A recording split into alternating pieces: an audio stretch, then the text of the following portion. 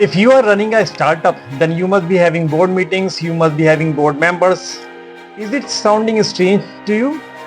You don't have board meetings and you are an owner of a startup?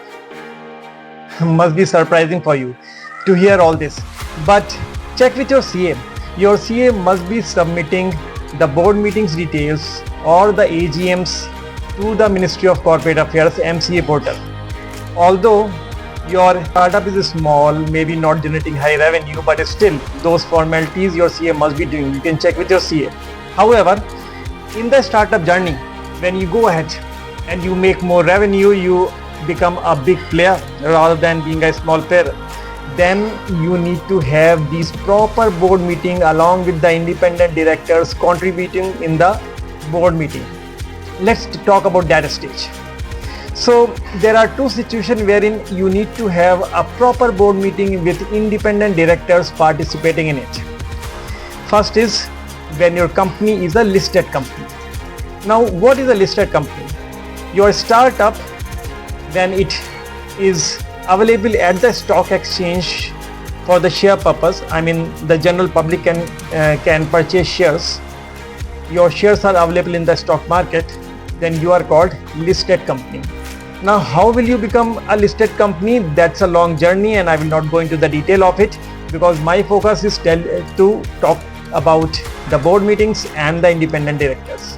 So if you are a listed company, then board meetings along with the independent directors contributing into it is very important. At least 1/3 members of the board should be independent directors. Now you must be thinking, what are independent directors? Well, the CEO, CFO, all of them are directors and part of board, but these are the working class, the executive directors.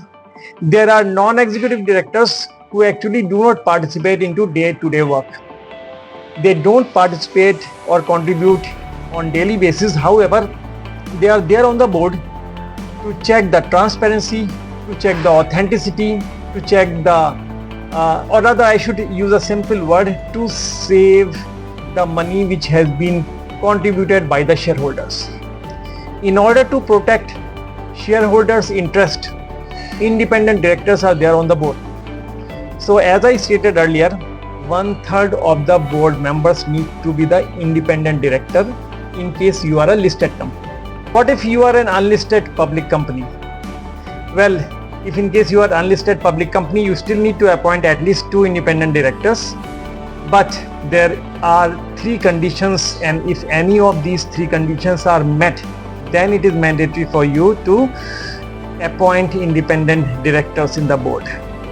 Now those 3 conditions are: first, either the paid up capital should be more than 10 crore, second, or the turnover should be more than 100 crores, third, the debt or the debentures or the loans taken by the company are more than 50 crores.